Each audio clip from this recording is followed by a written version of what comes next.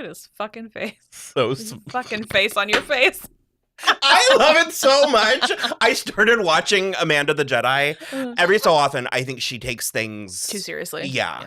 And so, like, she was really hung up on his, like, split personalities from season 4. Okay. And she was like, I guess we're done with that. And I was like, I mean, sure, that's absurd.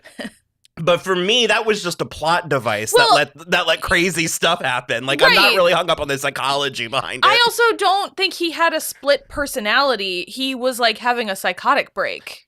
But she thinks that there should have been more to unpack from that. No, he doesn't unpack anything. There's, you know what's below the surface? More surface. He's not deep.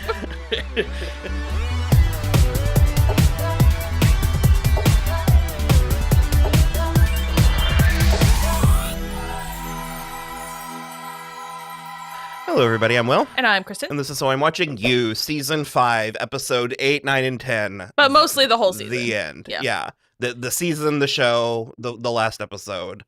I think the finale got review bombed. Why? It's the lowest. People hate this show. It's the lowest rated of the entire season and, like, maybe the whole show. It's at a 5.5. And it's also, like, double the reviews because it's 6,500 reviews. Okay, for first and everything else is like 3 max. First of all, I'm over everything. Me too. Everything, everyone. Even you. I don't like you. I don't know you. I don't like the cut of your jib. I'm over it. I'm tired. Like, fuck you specifically. I can't remember the last time that I looked up a movie that wasn't like the typical wave and then one. Yeah. Like 60. Like, because even the Another Simple Favor, that got review bombed. Yeah. And I'm like, are people that invested? In Blake Lively's Lively drama? I don't know. And like. Also, it's just like. Also, just don't watch the thing if you don't like it. Like. So that's my thing. But also, like, way to misogyny your way out of everything. You just believe the guy instead. Well, that's a different conversation. We're not talking about. We're not. Are we not? No. You just believe the man? Yeah. And this is all I'll say about that is I'm like, I don't care. I'm not punishing him either. I don't know him from Adam. I still like Jane the Virgin. And for a long point, I would still watch him in other things. Like, I don't know. I don't know these people. And that's the thing that pisses me off is I guess because of social media or whatever psychosis has overtaken. TikTok specifically. But we feel entitled to these people and their lives. And I'm like, we don't know them. Maybe Ariana's boyfriend's wife was crazy. I don't fucking know. Like. Are you talking about Vanderpump Rules? No. Oh, okay. I'm never. I was ever.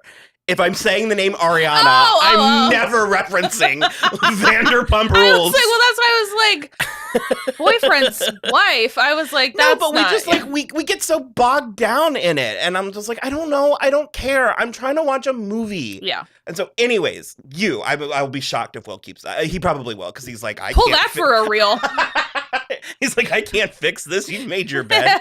I feel like he thinks that every day. He's like, joke's on you. I'm not even listening.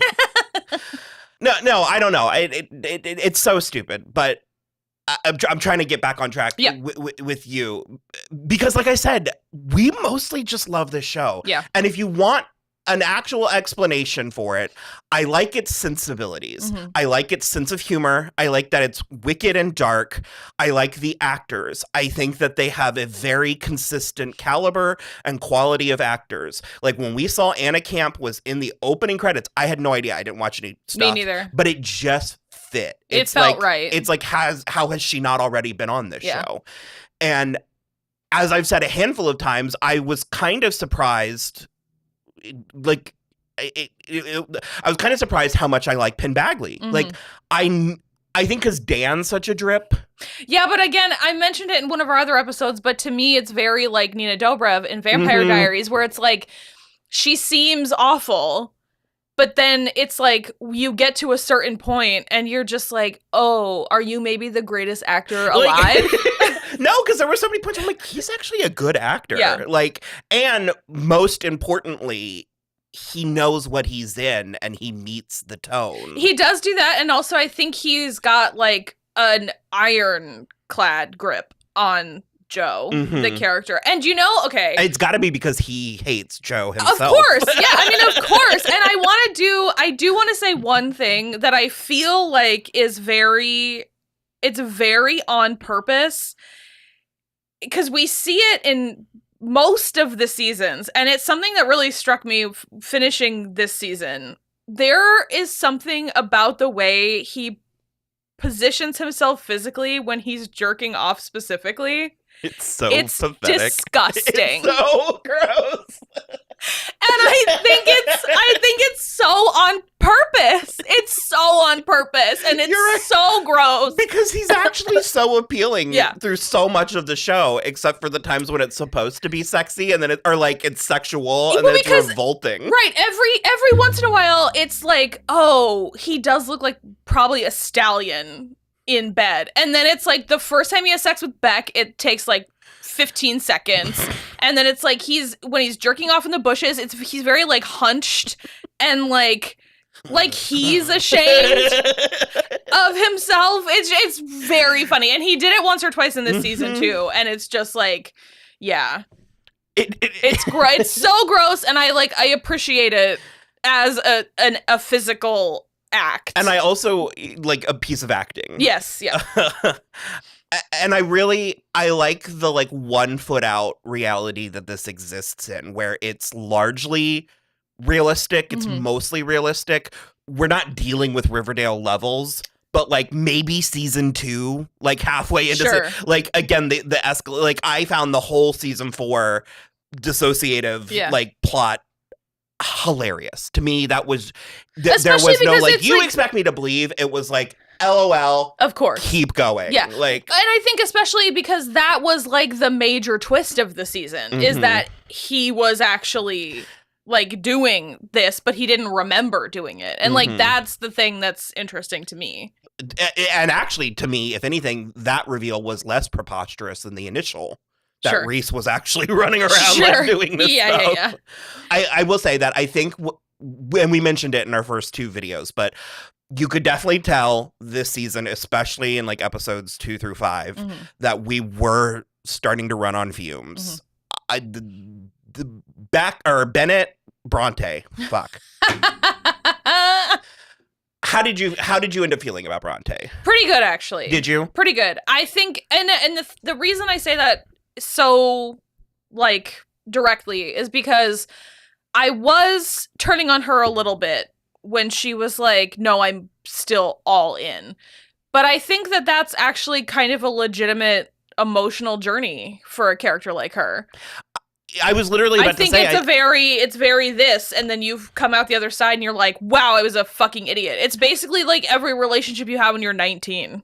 Well, and I was going to say, I think it's also, speaking of how ridiculous and heightened and campy the show can be, I think it's one of the more realistic or one of the more grounded places where it's they always say there's 2 sides to every story, and a lot of times we try to make a lot of these things blacker and whiter than they are. Yeah. There are shades of gray in a lot of these weird crimes of passion and these weird just the whole thing with I can't think of his name.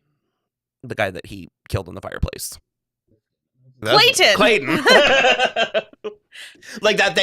that thing with Clayton where it was sort of you did get evidence of him killing someone, but also you facilitated that scenario. Is that proof of what you think it's proof of? You made that chain of events happen. And so it's very orchestrated. And the other thing is... And so her Stockholm syndrome and or confusion struck me as more interesting and more authentic than either of the previous, where I thought she was either going to be all in crazy putty love or a complete psyop. Totally out. So that's the other thing too, is I think what's so interesting about that specific chain of events and Clayton versus Joe specifically is that Clayton was her actual friend. She knew him for longer, years. They knew each other online and then in person. And so I think the betrayal of her friend putting her in a potential life and death situation was more alarming to her than Joe's kind of wackadoo behavior up to that point, and like any suspicion, because she was right at that point.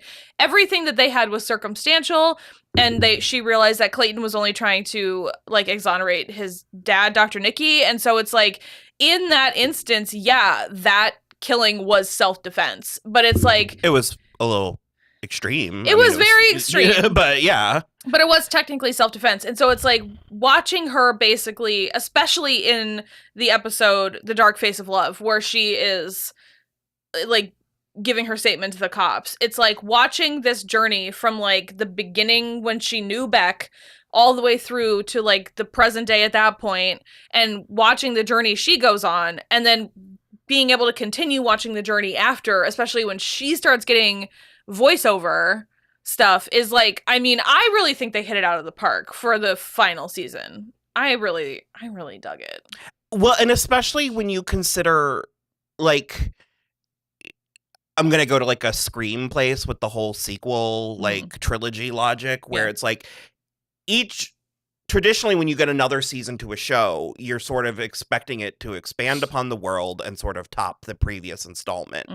But I feel like when you're getting a final season, at least for me, for creators that I have a lot of respect and admiration for, I am looking for them to wrap everything up. Yeah. I mean, I'm looking for them, and that's not a blanket statement saying that you have to go back and pull in all these cameos from previous seasons. It's neat if you can find a way to do that. Yeah, and I like the way that they did find a way to do that with a lot of the characters. It's like, with the show is about Joe, and the show's about Joe, but the show's also about themes. And so when you look at, okay, in 4 years, we covered this, and this. We've got one more season to wrap up the narrative arc, but also what are some like tropes or things that we could say about this type, about this kind of true crime-esque, like, is there something that we haven't touched on or tapped in on? And because that's where I like the whole citizen detective thing. I thought that was really clever, and I was surprised I didn't see it coming. Yeah. It just worked. It just all really worked for me.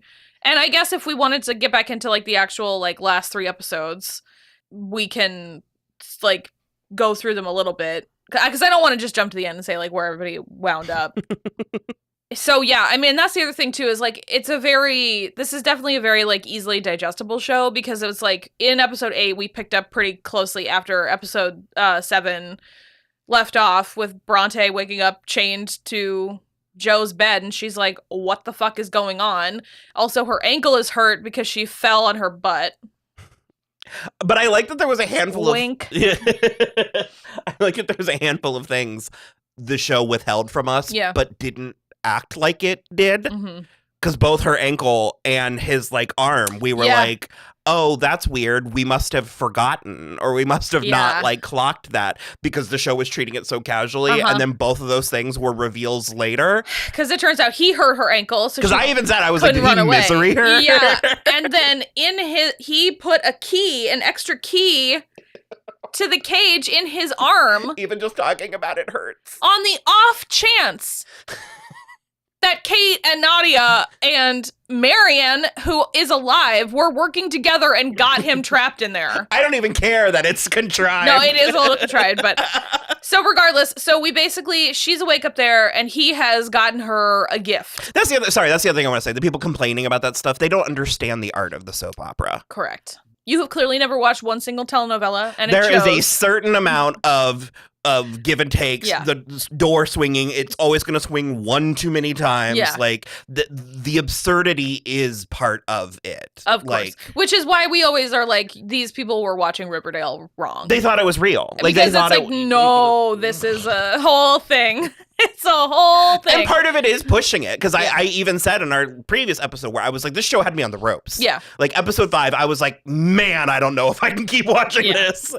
And it rewarded that. And it really did. So Joe has the man Dane, who tried to kidnap Bronte, in the cage downstairs. It was wild to me that he was never scared. He was never scared, and he was also never remorseful. Yeah. Like, they get to talking, because basically he's testing Bronte, and his whole thing is, you get to choose what to do with this man.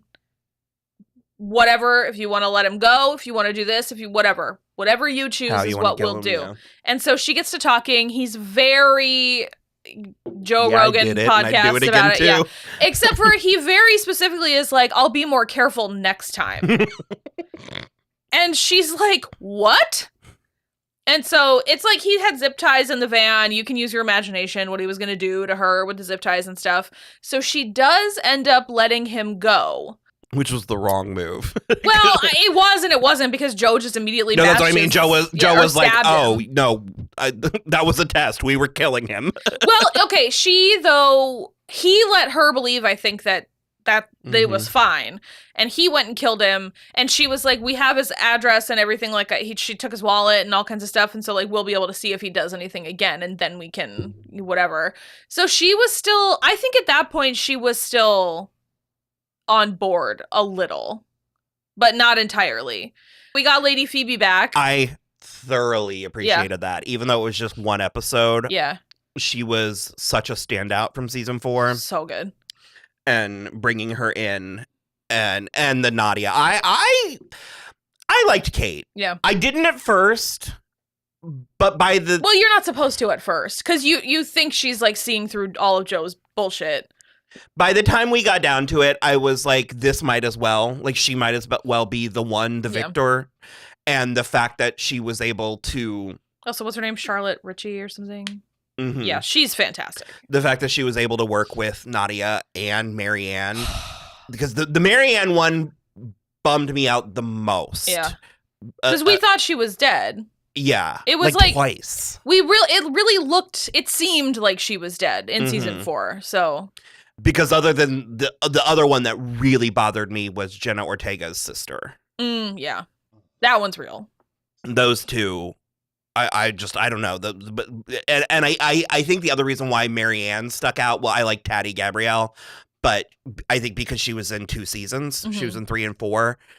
And she had the, I don't know. I don't care that it, like I said, it was kind of convoluted and out of nowhere. I loved it just to see her. And that was the episode that was called like Trial by Fates or something. Trial of the Furies. Furies. Yeah. At which the Furies are goddesses of punishment. Yeah.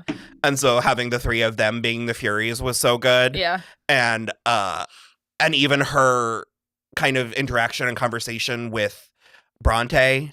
That was incredible. First of all, I think a lot of times TV actors, less so now, but a lot in the past, TV actors don't get their due a lot of the time. And the both of them are so incredible. And you can kind of tell that this was fun for Madeline Brewer, again, like juxtaposed against The Handmaid's Tale. Which is like real TV. 10 serious fucking TV. years of The Handmaid's Tale. So I really liked that part of it, but she really gets in Bronte's head, and she's like, yeah, he's really charming and it's all of this stuff, but like, you have to think about you. Like, you are the one that needs to like be protecting yourself, because he's not going to.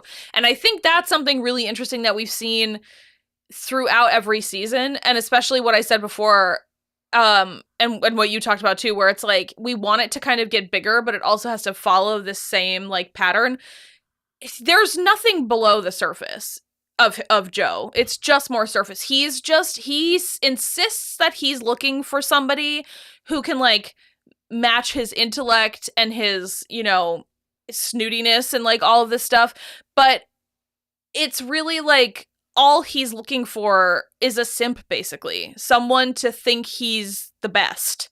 And he's just simply not the best. And when they see through that facade, they're like, oh, bye. And that's when he kills them. It's incredible. It's like such, like, it feels like really simple storytelling, but it's actually pretty evolved, because in order to make that feel slightly different every season is crazy. So yeah, they have him down there, and Kate is basically like, if you admit to this one thing to like keep Nadia out of jail, because Kate gets her out of jail, we'll just let you go and everything will be fine. Don't even worry about it. But they obviously misjudge a little because he's got the key in his arm. It's pretty gross. There's like a whole thing. And then also Maddie and Harrison have been arrested for the murder of Reagan. The Maddie and Harrison subplot having Joe, having that's what I mean. Trying to like mediate. Because Maddie ends up That's what telling him when I'm like- everything. because I could kind of imagine, you know, someone being like, really, is he that good of an actor? And I'm like, I don't know, watch any of those scenes of him trying to, because as ridiculous and as frustrating as Harrison was being, again, it did feel authentic, and it just, watching the three of them have to be together, like have to work together, was just, I mean, I wish I had something more poignant to say. No, but it was amazing. And the also the capper of that scene where Harrison finally like agrees and like everything is fine, and Joe wanted to stab him so bad he just turns around and screams and stabs the chair a whole bunch. I mean, it's unbelievable. No one is ever scared enough. So anyway, they both get arrested for Reagan's murder, and Maddie gets out on bail because Harrison admitted to the whole thing. He took all the blame. That king, that prince, who would have, traumatic brain injuries. Who? Am I right? How did he end up with Reagan? She wanted a trophy. Yeah. He's like a hot man. And so she comes to the bookstore, and she traps, he has gotten out of the cage, and he has brained Kate with a hammer, and shot her, I think. Shot her or stabbed her, and then brained her with a hammer.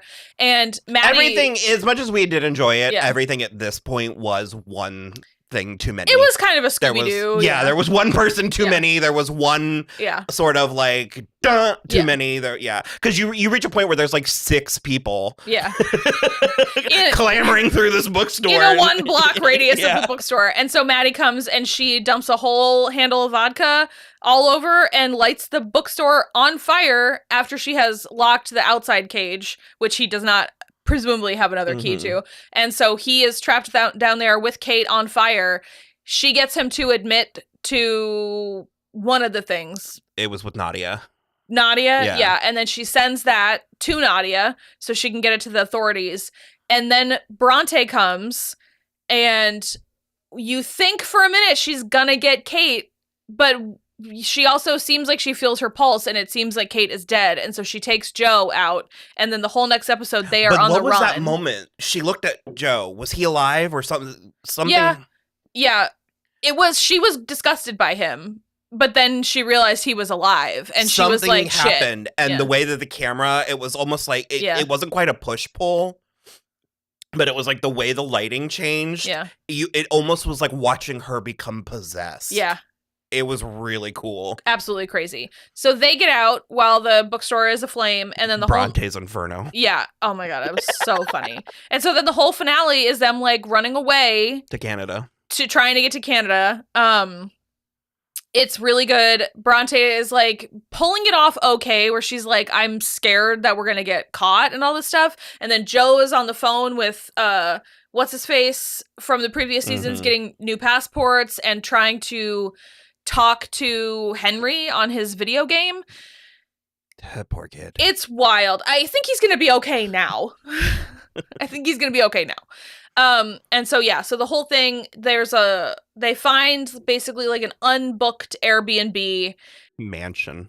Yeah, they're gonna finish writing this like vampire book, vampire romance book or whatever, and Bronte very specifically is like, do I survive this? Obviously we know that this is a very thinly veiled thing of our relationship. Am I going to survive this? And he was like, oh my God, of course, you're the only one. Like, and it's ridiculous. And so, okay. She also has a gun. Not to say the quiet part out loud, but that for me is the conundrum of the show entirely. It's sort of like, okay, how do I know you're not going to kill me? Right. He's very convincing. He's very charismatic and convincing. They didn't touch on it a lot. It was more subtext. And I think that that's fine. I think that this could have buckled under the weight of a preachier message. But having him be married to Kate and having her be uber riche was so interesting. Yeah. Aside from the fact that she had the cancer kids. Like, they really put a neat button on that. Yeah, but he also ended up using it as a weapon where he's like, you've killed more people than me. And I'm like, again, she signed some papers inappropriately. Well, she knowingly put things into motion. It was indirectly. But it's like, you put knives in people. But that... I'm like, just saying. I literally said it or two... Sorry, the recording that she got was him admitting that he poisoned Love. That she did die, because she was like, all your wives dying in fires, and he was like, I poisoned her before we set the fire.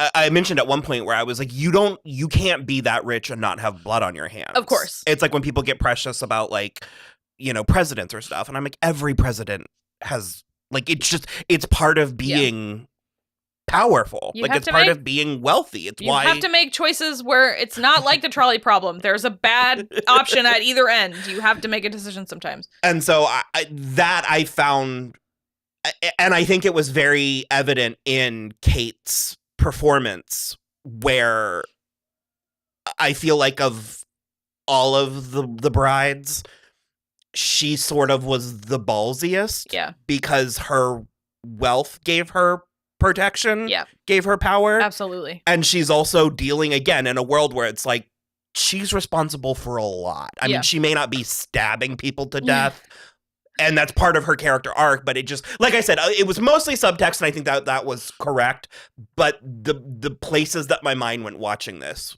was really interesting and really fun. Yeah. And I enjoyed that. So so Bronte was, how do I know if I survive this? Yeah. She also basically, she's walking around the house, and she had like kind of balked at kissing him earlier, and she gets to the bedroom and she's like, he's definitely gonna want to have sex. What am I supposed to do? So she has procured a gun, she puts it under the pillow, and they are like very medium involved in the sex part, and she just whips the gun out.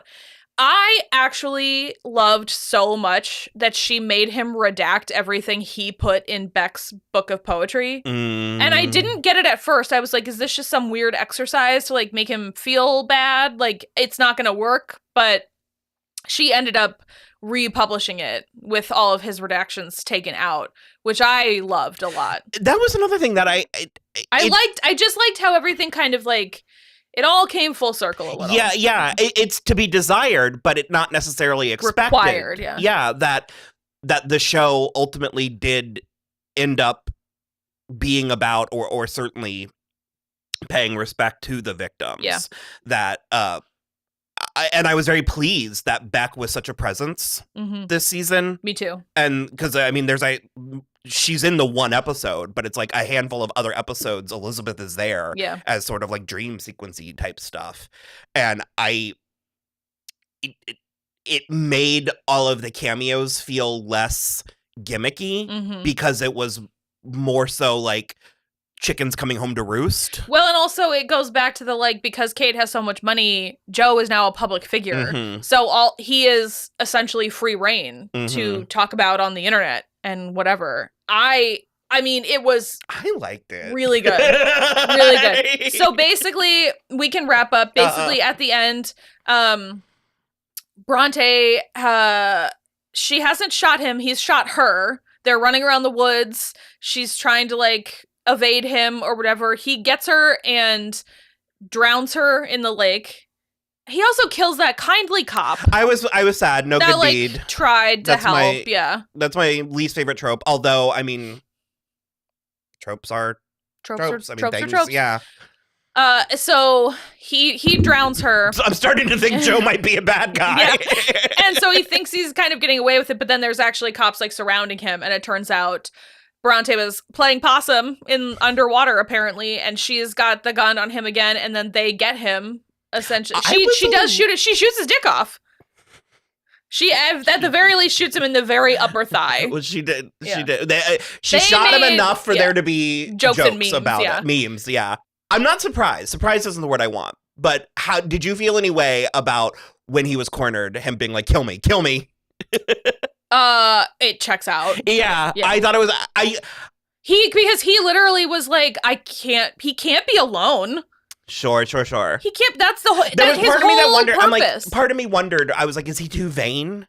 It's not vanity. It's that he thinks he deserves to be loved and to have happiness, and he just does not. Because I know that that's a thing. Like once you're caught or cornered, you kill yourself. Believe me, I get it. yeah. But I didn't know if I believed or if I thought that was Joe. Yes. It was. Yeah. Yeah. And it was actually very satisfying because she was like, I'm not gonna. Yeah. I made the joke many times while we were watching in our watch-alongs. You can go to the Patreon and subscribe if you want to watch with us. But it was just that Bob's Burgers episode where it's like, we can't send it to prison. Bob, he'll hate it there. And I'm just like, he hates it. He hates it. He's reading Norman Mailer in prison? And they buzzed his hair. He was miserable. Yeah, he can't. He's straight up having a bad time. But yeah, so Bronte gets away. Kate is alive. And she's got burns all over her, but she wears them like a badge of honor, which they said. Teddy is in charge of Lockwood Corp, and he has made it 100% nonprofit. Henry seems like he's doing well. I forget, did he go back to the gays or was he with Kate? No, he stayed with Kate. Kate, okay. Yeah. But because for a minute there, he was like against Kate, and he was like, you're lying. He figured it out. But then when Joe called him on the video game, he was like, no, this is not. He was like, forget you. So yeah. I forgot specifically what happened with Maddie and Harrison, but they were happy. They got together. He was in prison for like 48 hours, and he got a prison tattoo that says Maddie right on his neck. So funny. It's so funny. The himbos on this show were like next level. Yeah, him and Carrie were both like really good. Well, like I said, I mean, I talked about 40. 40 was one of my favorites. 40 was pretty good. So yeah, basically, and I think I think she was pregnant again. She was pregnant with twins. They did like drop that nugget in there, so it's like, uh-oh. And then it ended with him getting prison mail. Prison mail, people that like want him to do stuff to him. He was as disgusted as he was turned on. And but then he indicted us He personally. stared directly into the camera and blamed us for this. And said, you're the problem. And typically that's the kind of thing that I would groan. I would grip the table and go, oh my God. And I thought it was so funny. So funny. I thought it was so funny here. Because also it's like what's so funny, what's the actual funniest part is that he's still refusing to take the accountability. It's our fault that he's like this. And I like, obviously that is the thesis of the entire show. It's like, but that's just, like still shattering the fourth wall. Oh God, I love that. It was great. I had a great time. I had such a great time. Like, yeah. I dug it so much. So it's soap opera. It's pulp with standards. Yeah. It's well-written pulp. Yeah, so I agree. And I think, so Sarah Gamble apparently stepped back from showrunning this season. But the like DNA, her DNA is all over this. And I think that's she's just got such good sensibilities. And it was John McNamara too, I think, her producing partner. They just have such a sensibility to them. And it's just so fun to watch and appreciate. Are they looking for any new projects? I'm sure they're full up. We've got something for you guys if you're looking for a 12 episode.